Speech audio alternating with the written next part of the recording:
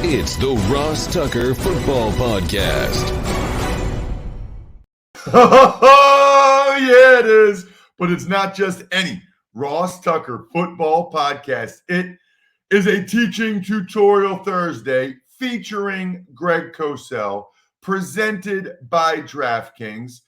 Tomorrow, already, first of all, we got a game tonight, and I'll be there calling it for Westwood 1, Bucks and the Eagles, which is awesome. Secondly, tomorrow, I'm giving out winners.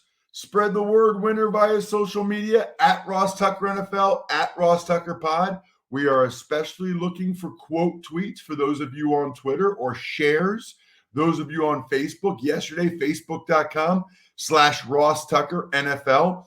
I posted the power rankings Wednesday because they were out of order. If you share that, you get a great chance to be the spread the word winner this week. Of course, the sponsor confirmation email winner is a Madden copy, hard copy of the Madden video game. Just take advantage of any of the sponsors. Send it to me. We've got the YouTube shout out that we love, youtube.com/Ross Tucker NFL. Anybody that subscribes to the YouTube channel so you can actually see the highlight clips of all of our shows, which is awesome, or watch the whole show if you'd like. Speaking of shout outs, how about a shout out for Leroy Bricker, for Mark Hodjuk, for Patrick Rorty, 3 more patrons that we love, patreon.com/RT Media. We are racking up the patrons that, number one, want to be a part of our private Slack channel, want to be a Tuckhead, and number two, I think they want to see the bets from Steve and I from the Even Money podcast. Overcoming the odds, rewriting the playbook, delivering under pressure. The MVPs of small business lead their teams to victory all year long. Visa is proud to provide playmakers everywhere with more tools to help grow their business and help them achieve even greater success. Because the more people we can empower, the more we all win. Visa, a network working for everyone. You know who else is working for everyone? Greg Cosell. He watches the tape so you don't have to. It's Big Show time. The Big Show. You know, Greg, I never thought of it before like that, but you are like Visa. You're working for the rest of us, so we don't have to. I don't have to watch the tape of every game. I just ask you, Greg. Thank you so much. Well, I know you're doing the game tonight, the Eagles game, so that should be a very interesting one. Yeah, I want to get to that. Actually, that'll be my next question. But before I forget, I got to ask you, look, when we have a rookie quarterback, Greg, start his first game, yeah, I got to know what you saw. Obviously, they only scored 10 points. So what did you see? Give me the good, the bad, and the ugly from Trey Lance in his first start. And I think there was all of that. What really struck me was how many design quarterback runs Kyle Shanahan and staff called. That was the foundation of their game plan, and I think they did that, Ross, to try to play to Lance's strengths, try to get him comfortable and settled into the game. And, of course, the game flow, because the score never got away from the Niners, allowed them to stay with that. But you really have to look at individual plays when you look at the game and really isolate Lance. And there were some good throws. His best throw was actually dropped by Mohamed Sanu. He made a great throw versus cover 3 cloud into a void that he drove with velocity and precise ball location, and Sanu dropped it. He's a quarterback that throws the ball really hard. He has great velocity. He's going to need to further develop pace and touch. He's going to need to become more consistently precise with his ball location. Even on some completions, there was a 26-yard completion to Samuel on the third possession of the game that I thought he moved well, red opposing jersey color, climbed the pocket, threw the crosser to Samuel, the right throw to the right receiver. It was poor ball location, but Samuel still made the catch. So there were positives and negatives with Lance, and quite honestly, Ross, none of that surprised me. Right. It sounds like that's kind of what you were expecting. I was expecting that. I mean, I think that it'll be very interesting to see. They have a bye this week, so we don't know what will happen after the bye with Jimmy Garoppolo versus Lance. But, my sense is that if Garoppolo's healthy, and I could be dead wrong, but my sense is if Garoppolo's healthy, that he will be the starter coming off the bye. Right, but I'm not very patient, Greg, so I need to know right now, is Trey Lance going to be a star or is he going to be a bust? I don't make those statements, Ross, as you know. I'll leave that to other people who feel the need to make bold, definitive statements every 5 minutes. After one game. After one game. All right, what about tonight? Give me some things to look for tonight that I should be aware of, and I'll mention your name. I'll mention them tonight in the Westwood One booth. Bucks, Eagles. What's going to be what you're looking at tonight?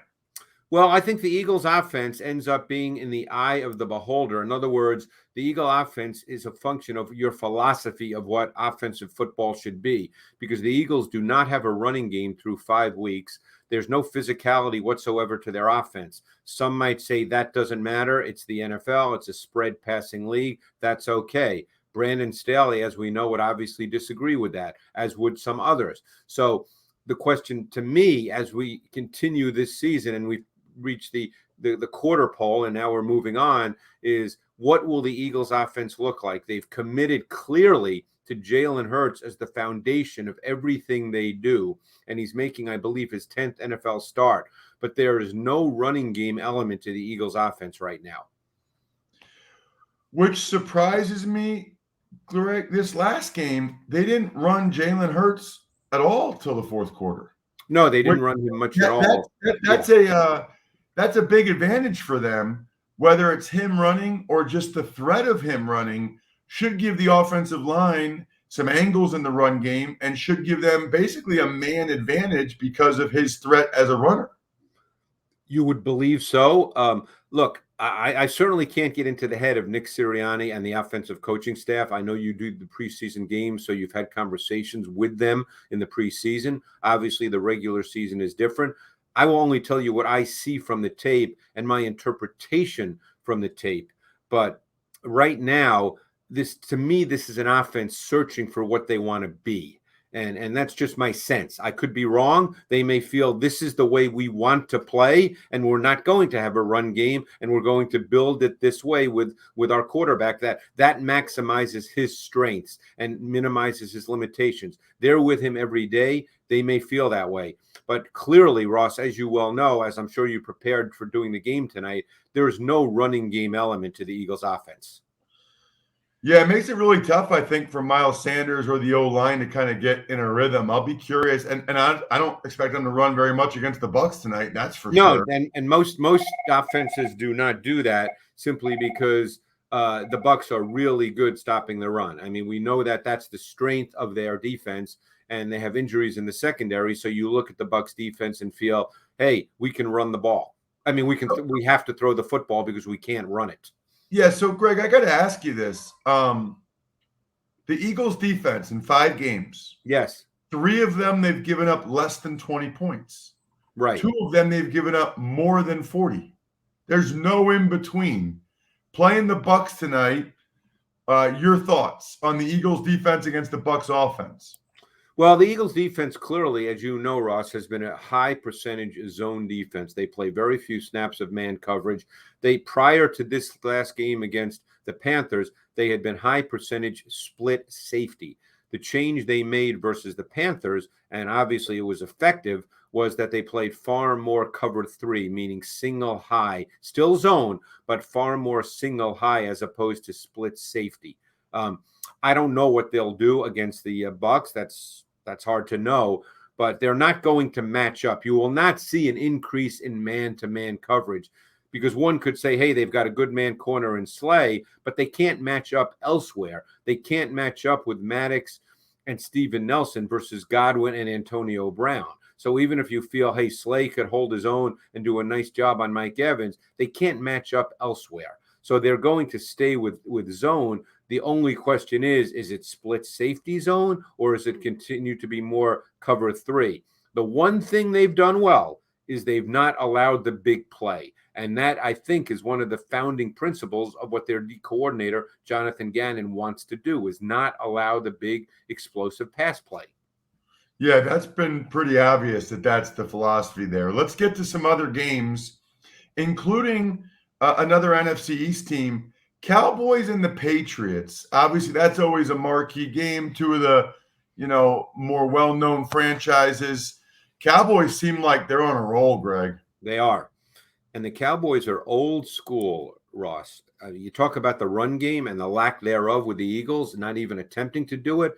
The Cowboys have almost gone back to the way they played in Dak Prescott's rookie season, where they run the ball. Their percentage of first down runs is among the highest in the league, and it's over 60%. And in today's NFL, that would be considered an aberration by most. And they are so effective running the ball on first down with Zeke, who's averaging well over 5 yards a rush on first down. Pollard's averaging over 7 yards a rush on first down. They're not throwing the ball as much as most teams do.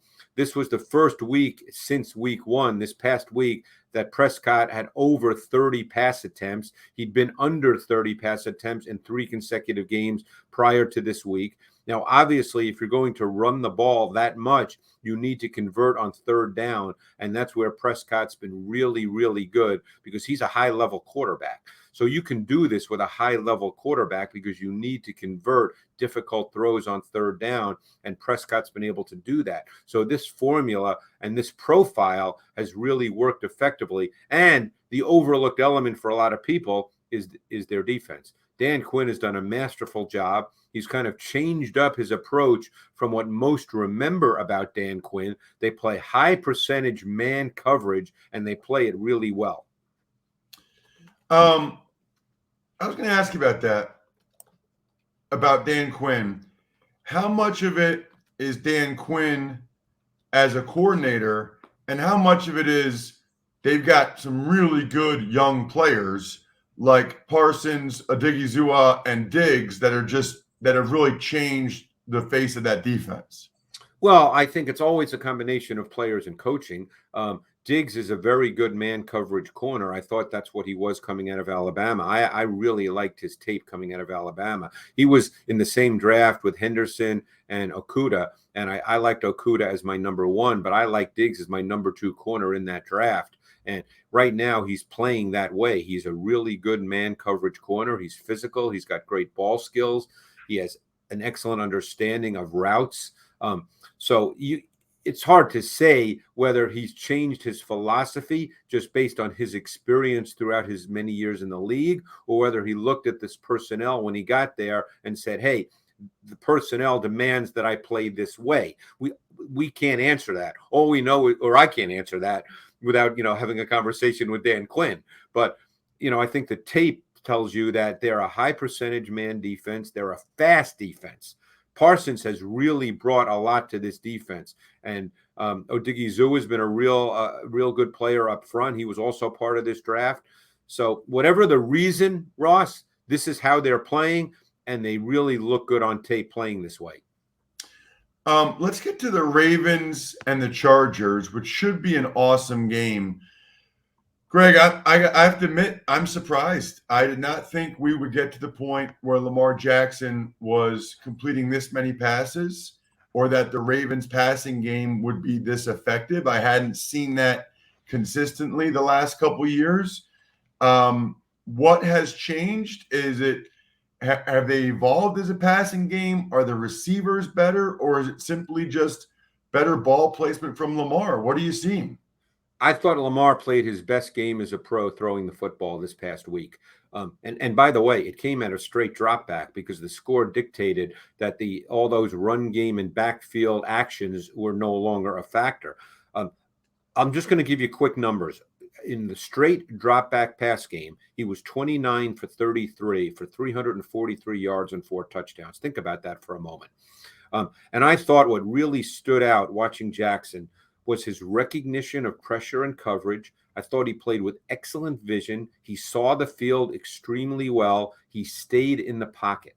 So I thought overall, this was his absolute best game as a pro, playing from the pocket, seeing things and delivering the football. Whether it was just one of those games he was locked in, or whether this is now going to be what he becomes, this was a really, really strong game. I mean, he looked really good.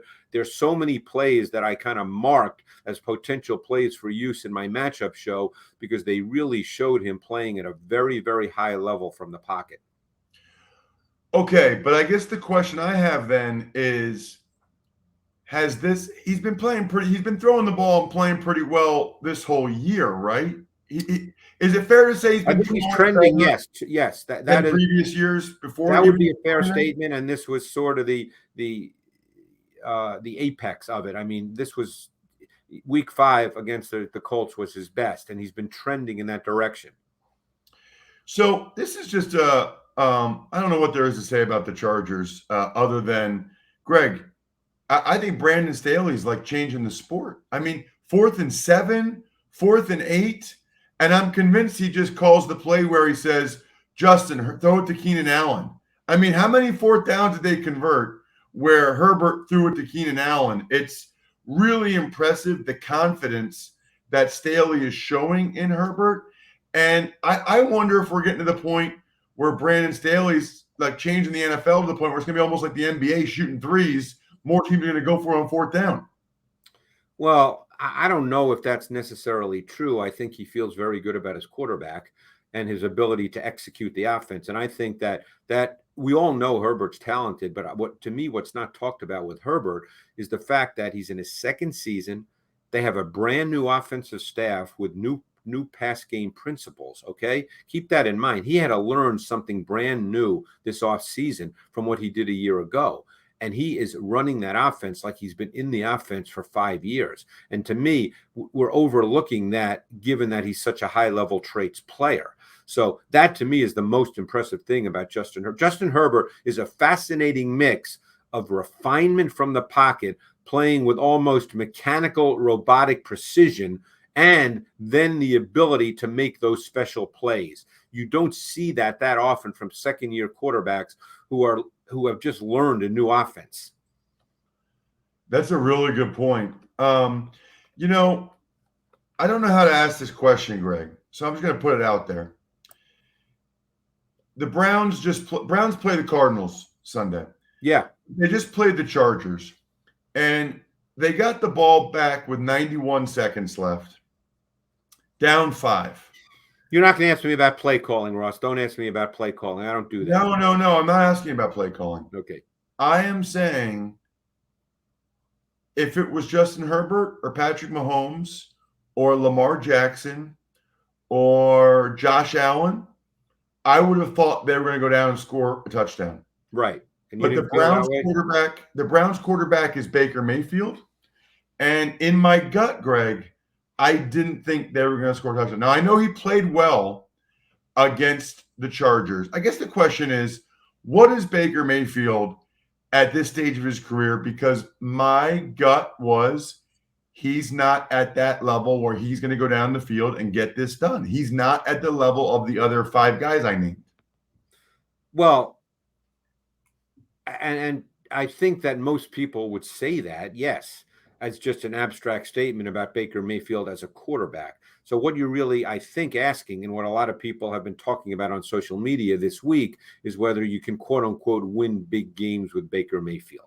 And I always struggle with questions like that because games can be won a lot of different ways. I think Baker Mayfield, for the most part, is an efficient player within the context of that offense.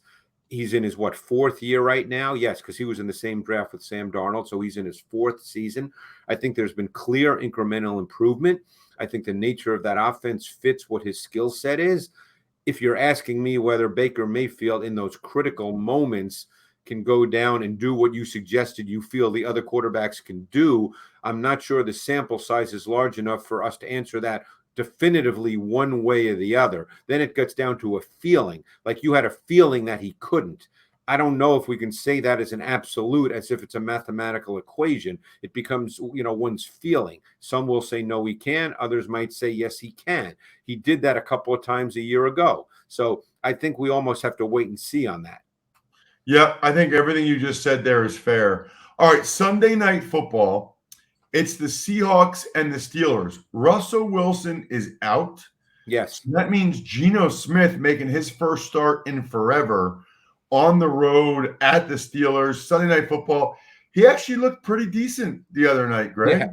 Decent is one of those words. If you were a scout, Ross, you'd never want to say decent when you handed in a report to the personnel guy. Decent doesn't work. But can I talk about the Steelers? Because I thought Yeah. in watching the Steelers tape this week against the Broncos, and obviously the Broncos are a very professional defense. Vic Fangio is a savant, one of the best in the league, has been for years. I thought the way the Steelers played this past week with the run game foundation, Roethlisberger only with 26 dropbacks in the game. And again, this is against a good defense. So I think that's the way they have to play. Now, there's two critical elements to that. You must convert on third down, which they did exceptionally well in this game, and you must score in the red zone. And they had some very nice play concepts in the red zone. So I think you cannot ask Roethlisberger to drop back 40, 45 times. I don't think he can do that. I don't think the O-line is capable of blocking in those situations. This Najee Harris had 23 carries. I think that's the way their offense has to be moving forward. And based on tape through 5 games, let me say this as an aside. I think things could change with Seattle's defense in terms of approach because they've had 10 days and they have played very poorly through the first 5 weeks. So I think you'll see some differences, whether they're better, that remains to be seen. But through 5 games, there's nothing in Seattle's defensive tape that suggests that the Steelers can't play the way they played against Denver. Last one, Greg. Give me one thing to look for in the Bills and the Titans Monday night. Wow. Well, I'll say this. What the Bills did against the Chiefs will not be how they play defense against the Titans. They played all split safety. They played too high, 2-man coverage. They will not play that way against the Titans. Derrick Henry is on pace for 482 carries. Let that sink in, Ross. 482 carries. Whether that happens, we don't know. But they will play defense to stop Derrick Henry because right now the Titans pass game is, to be a kind of work in progress. Although from what I understand, Julio Jones will be back. So that means they'll have Jones and Brown. But they will play defense totally differently than they did against the Chiefs last Sunday night. He is the man, Greg Cosell. Love him every Thursday here on the Ross Tucker Football Podcast. Make sure you check him out on social at Greg Cosell so you know when the matchup show is this weekend and everything Greg's doing. Thank you, Greg. Thanks, Ross. Appreciate it. And thank you, Keeps. I mean, look at my hair. Looks awesome. Those of you that check it out on YouTube, youtube.com/Ross Tucker NFL. All thanks to Keeps. All thanks to the only 2 FDA-approved medications that can prevent hair loss. Keeps offers both. I take both. Look, I've been telling you guys, I was taking the 2 FDA-approved medications. The one is a pill in the morning. The other one's a topical that you rub on your, where you're losing your hair in the morning and at night. I was doing that for a few years before Keeps even came around. So then when Keeps came around and I realized I don't have to go to the doctor, I don't have to go pick it up. Everything just sends to my house. You do it with an online doctor. So much better. If you are ready to take action and prevent hair loss, go to keeps.com/Ross to receive your first month of treatment for free. That's KEEPS.com/Ross to get your first month free. Keeps.com/Ross. Tuck's Takes. Morning, Ross. Here is your Thursday morning news dump. I'll hit you all of them at once. Steelers sign wide receiver Anthony Miller. Lions center Frank Ragnow, season-ending surgery. NFL down to 3 German cities that could possibly host an NFL game. John Gruden out of the Bucs Ring of Honor. Texans tackle Laramie Tunsil, thumb surgery, out 4 weeks. Bears tackle Jermaine Ifedi, IR for the Bears. Wide receiver T.Y. Hilton back at practice in Indianapolis. Seahawks cut quarterback Trey Flowers. Cardinals center Rodney Hudson out for the week. And finally, we got a game tonight that you will be at, Bucks and Eagles. Your thoughts? Well, I'll go through the news first. It's funny because Anthony Miller was supposed to sign with the Jags, but then he changed his mind because I think he saw Juju got hurt more opportunity in Pittsburgh. Ragnow's a huge loss for the Lions. They just paid him big time. He's one of the best centers in the NFL. That really hurts them. I love that the NFL is going to have a game in Germany. I love it, love it, love it. I hope somehow I can go to it. You guys know I love the sport. I know we have German listeners, viewers. I think it's fantastic. I can't wait till they pick a city and get a game on the schedule. Ring of Honor for Gruden, that one has to hurt, man. That's forever. And, this is what happens when you do what Gruden did in today's day and age. As for Tunsil, Dr. Chow thinks he might be able to come back sooner. I thought he was going to try to play through it, but this makes more sense. It's hard to throw that hand at somebody when your thumb's that busted. T.Y. Hilton back is huge for the Colts. Fetty on IR for the Bears, not good. Trey Flowers has started 40 games the last couple of years. I would imagine there's a lot of interest for him. And no Rodney Hudson this week is not good for the Cardinals. I mean, that's a big loss. As for tonight's game, I like the Bucs. I mean, they got this guy, Brian, named Tom Brady on their team. He usually tends to win. It's funny. I said this to Greg. I think this is the first game where the Eagles give up between 20 and 40 points. It feels to me like now the Eagles are going to throw the ball a lot tonight because the Bucs secondary can be had right now, and they're very tough to run on. So they're not going to change their identity tonight, that's for sure. I think it feels like a 31-21 type of game in my mind. I think the Bucs end up winning by about a touchdown, maybe 10 points. Feels like that. Boy, wouldn't it be huge if somehow the Eagles were able to pull this off? That'd be a huge win for them. And the Bears beat the Bucs last year on Thursday night, so you never know. What I do know is that October is Fall Car Care Month. So show your car some love with help from my buddies over at AutoZone. Love AutoZone. Love a nice smelling interior of the car. So does my wife. I can guarantee you it matters. Plus, if you need to upgrade your interior fast, maybe you got a hot date coming up, I don't know. AutoZone has more ways for you to get it, however you want it. Like free next day delivery, free same day store pickup. The choice is yours. This Fall Car Care Month, make AutoZone your one-stop car interior shop. They carry the best products from the best brands at the right price. Get in the zone. AutoZone. Shout-outs, Bri, are in order, always. Pizza Boy Brewing, Sporticulture, Vision Comics with an X, HumanHeadNYC.com, SteakhouseSports.com. Check out your boy on the radio tonight. You can hear it on Sirius XM Channel 88. You can also hear it on a bunch of affiliates, and you can hear it on NFL Game Pass. That'd be awesome if you guys listen to me. And tomorrow, I'll break down the game and give you my picks for each and every game, week number 6 in the NFL. I think we're done here. Thanks for listening to the Ross Tucker Football Podcast. Make sure to also subscribe to the Fantasy Feast, Even Money, Business of Sports, and College Draft. All available at Apple Podcasts, rosstucker.com, or wherever podcasts can be found. A lot of times on the show, I mentioned DraftKings. Here's what you need to know. You got to be 21 or older, New Jersey, Indiana, or Pennsylvania only. New customers only. Restrictions apply. See DraftKings.com/sportsbook for details. Gambling problem, call 1-800-GAMBLER, or in Indiana, 1-800-9-WITH-IT. By the way, if what I was talking about included a deposit bonus, doesn't always, sometimes it does. Deposit bonus requires 25 times playthrough, and deposit bonuses are paid out in site credit.